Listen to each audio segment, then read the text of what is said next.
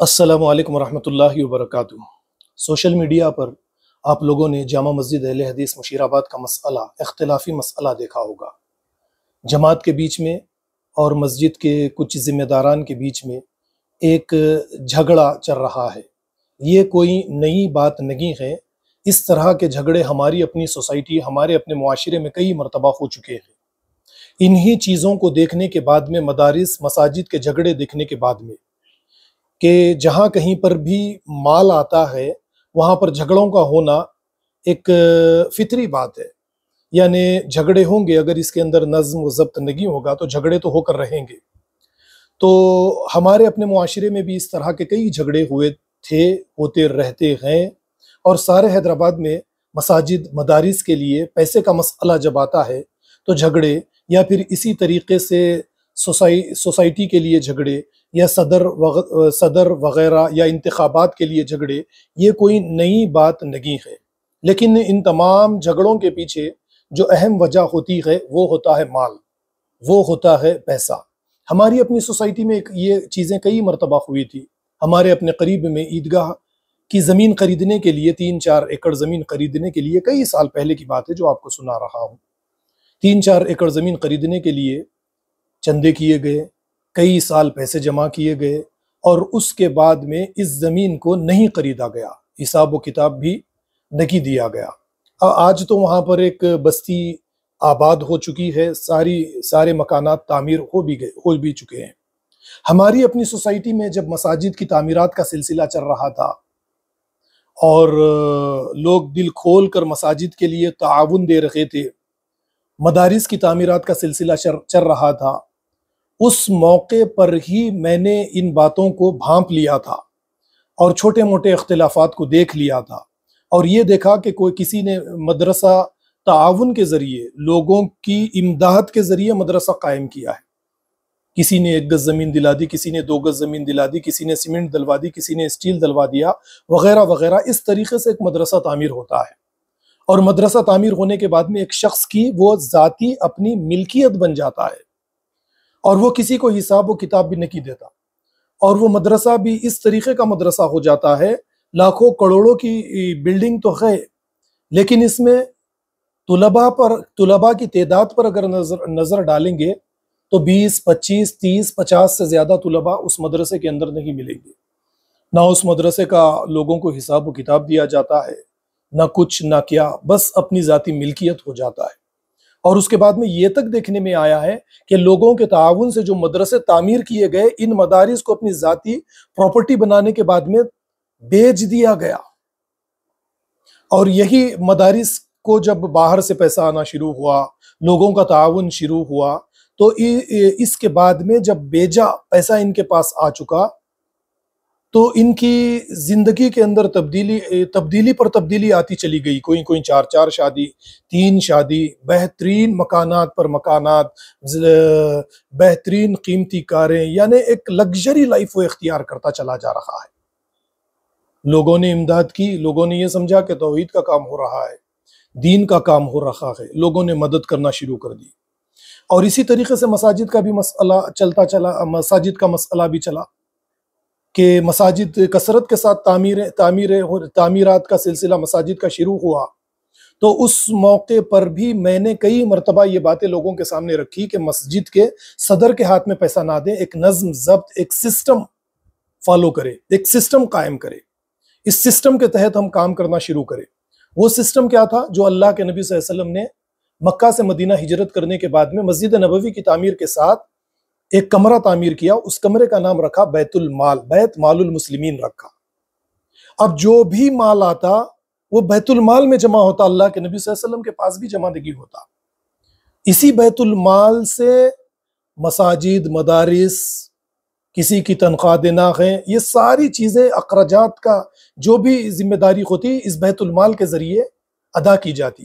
تو یہی سسٹم میں نے مساجد والوں سے کہا کہ دیکھیے، آپ لوگ اتنے بڑے بڑے دعوے کرتے ہیں کہ ہم کتاب و سنت کے ماننے والے، قال اللہ قال الرسول پر چلنے والے، ہم اپنے آپ کو اہل الحدیث کہتے ہیں۔ یہ صرف اہل الحدیث کا مسئلہ نہیں ہے۔ اہل الحدیث اپنی تمام مساجد، تمام مدارس کو جوڑ کر ایک بیت المال سے جڑ جائے۔ بریلوی ہو تو یہ بھی یہی کرے، اپنی تمام مساجد اور مدارس کو ایک بیت المال قائم کرے، اس سے جڑ جائے۔ دیوبندی بھی یہی راستہ اختیار کرے تاکہ یہ مال کے مسئلوں میں لڑائی جھگڑے، مسلمانوں کا نام خراب، مساجد میں جھگڑے، مدارس میں جھگڑے جو چل رہے ہیں، یہ آسانی سے ختم ہو سکے۔ اللہ کے نبی صلی اللہ علیہ وسلم کی اس سنت کو زندہ ہم کرنا نہیں چاہتے۔ میں نے بار بار یہ باتیں لوگوں سے کہی کہ دیکھیے ایک بیت المال قائم کیجئے ہماری اپنی بستی سوسائٹی بارکس میں۔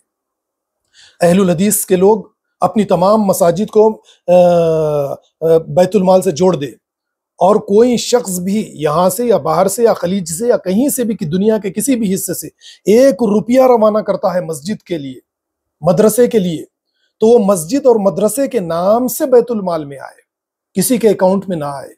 1 روپیہ آئے، 1 لاکھ آئے، 1000 آئے، 100 روپیہ آئے، وہ بیت المال میں آئے۔ بیت المال مسجد کے نام سے جمع کرے گا، ماہانہ مسجد کا جتنا خرچہ ہے بیت المال ادا کر دے گا۔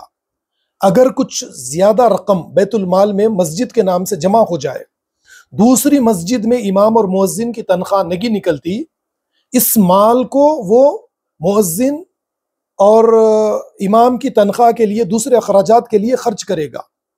کسی ایک کا اس کے اوپر ملکیت کسی ایک کی قائم نہیں ہوگی۔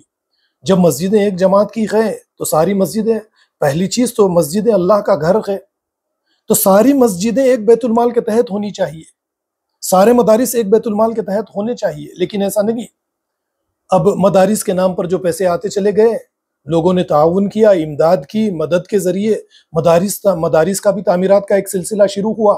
کسی نے 1 گز زمین دلائی، کسی نے 2 گز زمین دلائی، کسی نے سیمنٹ دلوائی، کسی نے اسٹیل دلوایا، وغیرہ وغیرہ۔ اس طریقے سے ایک مدرسہ تعمیر ہو گیا۔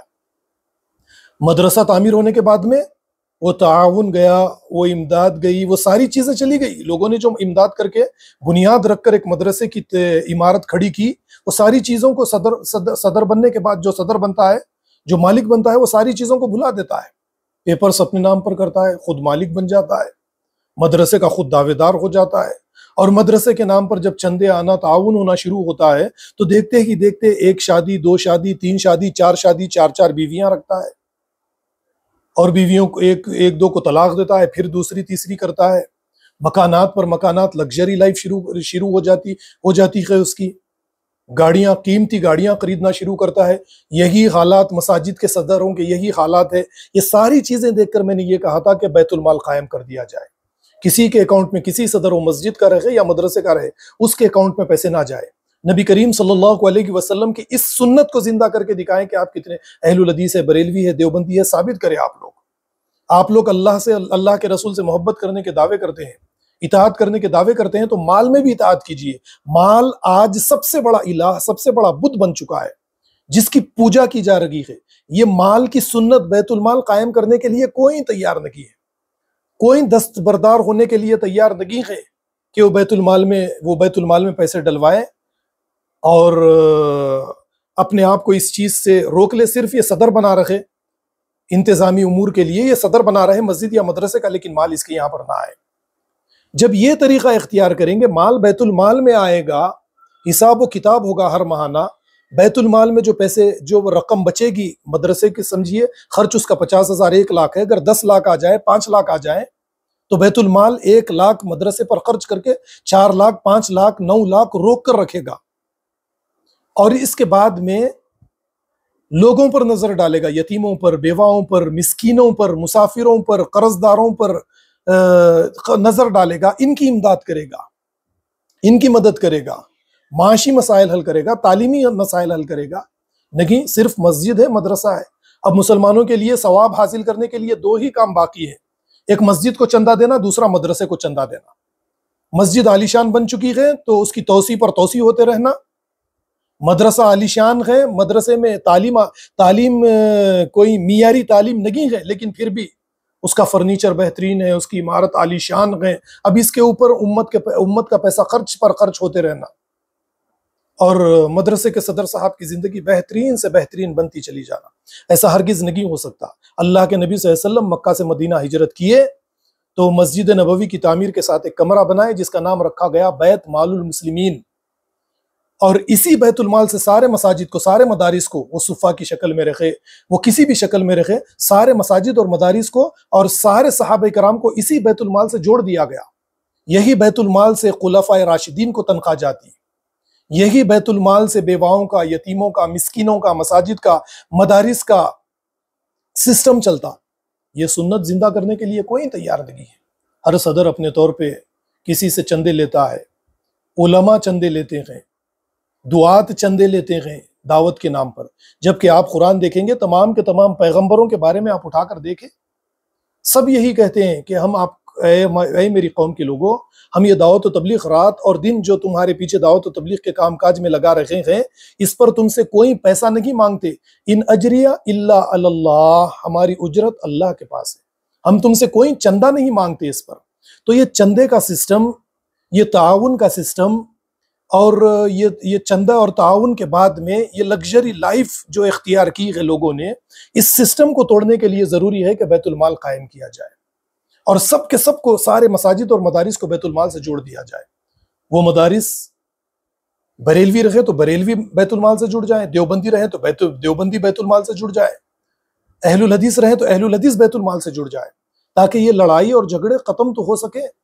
کسی صدر کے مکان میں، کسی صدر کے اکاؤنٹ میں 1 روپیہ نہیں آنا چاہیے، سارے کا سارا پیسہ بیت المال سے آنا چاہیے، ایک سسٹمیٹک طریقے سے کام کاج ہونا چاہیے۔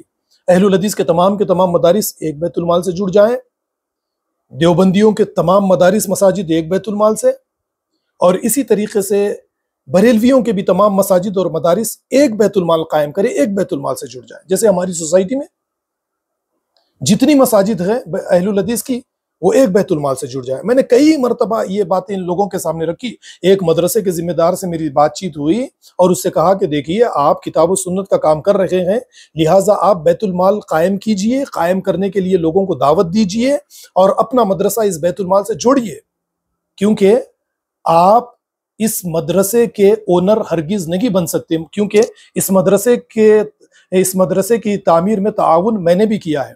انہوں نے کیا کہا؟ میں استخارہ کر کے آپ کو جواب دوں گا، اور اس کے بعد اس بات سے آج تک 8 سال ہو چکے یا 9 سال ہو چکے، انہوں نے کوئی جواب نہیں دیا۔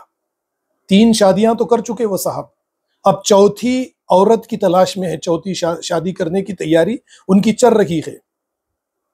9-10 سال پہلے تو ان کے یہاں پر کچھ بھی نہیں تھا، گاڑی تک میری مانگ کر لے جاتے، دکان پر آتے، کہیں پر جانا ہوتا تو گاڑی میری مانگ کر لے جاتے۔ آج کئی زمینیں خرید کر اور لوگوں کو اپنا سرمایہ دے کر ان کے پارٹنر بن کر پیسہ لگائے ہوئے ہیں۔ یہ تو تماشا بنایا ہے لوگوں نے۔ اسی لیے میری آپ لوگوں سے یہ گزارش ہے کہ ایک بیت المال قائم کیجئے، یہ سسٹم توڑنے کے لیے اللہ کے نبی صلی اللہ علیہ وسلم کی سنت کو زندہ کیجئے۔ والسلام علیکم ورحمۃ اللہ۔